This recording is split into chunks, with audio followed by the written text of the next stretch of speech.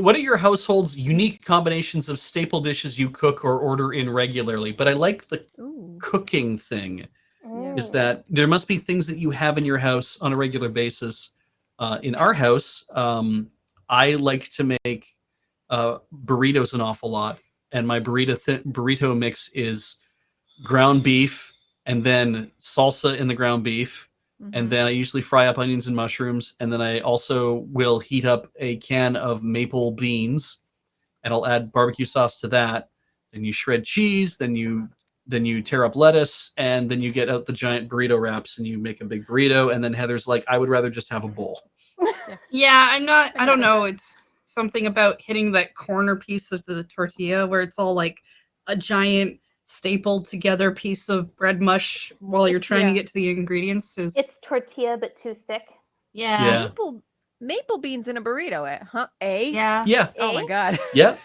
If I can get him to, sometimes he'll mash the beans up into a paste. Yeah. Which works a lot better for my salad version of what he's doing. Yeah. But is it like sweet? Does it offset the ground beef, I guess? The savoriness of the ground beef? Yeah, it's maple syrup sweet. They're beans and maple syrup, essentially. They do taste one like of the most Canadian things I've ever heard. Yeah, I mean, it really is. I imagine that's like baked beans, kind of. They are, yeah. They're brown baked beans. Yeah. They're rather than being tomato sauce or molasses or whatever, it's in maple syrup, and it's and then I'll usually add barbecue sauce to it just because I want it to be smoky, because I don't have like liquid smoke in my house. So I'll just barbecue sauce it up a bit. But yeah, I mean, I might just look into. I've tried barbecue beans before, but barbecue beans are always just way too smoky. But that's kind of the thing I like to make, and that Heather suffers through, and so do the rest of my friends whenever they eat over. Do you have any things that are unique in your own house that you make? I don't know about that. I mean, I'm not much of a cook. It's one of the ways that, like, I think I told myself as a kid, like, oh, cooking is a domestic task for like ladies, and I'm a feminist, so I won't cook, which is that's a fallacy. Yeah. You need to eat. It's total kid logic. And I love food. I'm very food motivated. Like when I'm sad, I make what I call slop, which is I cook a pot of rice, put it in the fridge and let it dry out, and then pour a whole can of soup into it. And then it becomes this kind of paste that I can basically I've done that. Just eat. I could eat it with my hands if I was that sad, but I'm never too sad to clean a spoon. What kind of soup do you like to put in it? I mean, usually something kind of brothy. You want like a chicken noodle or a minestrone, something with like vegetables and protein. Okay. Because I've done it with mushroom. Yeah. So I see you've had slop before. You're a slop. Yeah. A little bit of cheese on top when you nuke it. Oh yeah. When I'm in a better mood, really, we sort of do a modified bibimbap quite often. Sort of better rice with like. Sort of our method is I'm the sous chef and my partner does a lot of the cooking. He's got a very good palate. And so I'll just in the middle of the night, just cut up a bunch of bell peppers and onions and just stick them back in the fridge. And then he's got all these ingredients. And so he'll put chicken together and cheese and stuff it with spinach and all that good stuff. Nice. And then just chop it up and leave it in the fridge. And we have just kind of a rolling buffet going most of the time. That's cool. Awesome. Carrie, do you have anything like that? Yeah. I started out my marriage very traditionally, doing all the cooking and like enjoying being the like, I'm a cook kind of thing. I'll learn how to cook meals like an adult. And I quickly got so sick of my own cooking that now for me, cooking is like the level I go to if I'm really being fancy is I'll dice the tomato before I eat it instead of just biting into a whole tomato. Yeah. There are very few things I cook anymore, especially once the pandemic hit and I needed like to offload some thoughts. Just like, let's just cull some of the difficult stuff.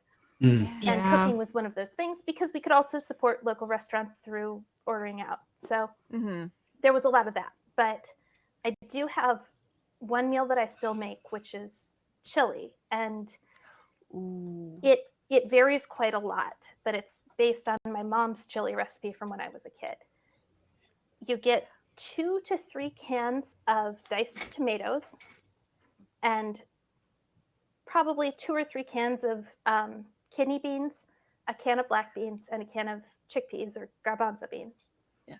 You drain the beans and you take a pound of meat, ground beef or pork or turkey are usually what I go to, any of them. Put it in a pan, real cooks will hate this, with a little bit of water. Especially if you get like the soup crock, the big pan. It's not a pan. Pot. That's pot. There we go. That's the word. So you put it in the pot with a little bit of water so that it does not scorch the bottom. And you cook it until it is brown.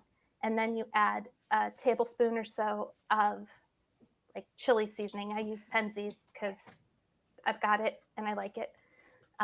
But your favorite seasoning mix you can use. And then, you empty once the meat's browned, you empty the tomato cans and the drained beans into the pot and you mix it and season it to taste.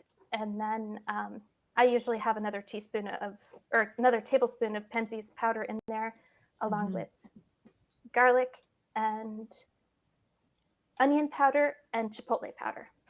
Ooh. And you let it simmer until it's nice and hot. And it's all made in the one pot. It's the only thing that gets dirty. Yeah. Cans all go into the recycling. Mm-hmm. And then when you have it with tortilla chips and cheese. That sounds great. All right. That sounds good. Meal. As a dip kind of idea sounds Just great. before we Just in time to go breakfast. before we go out,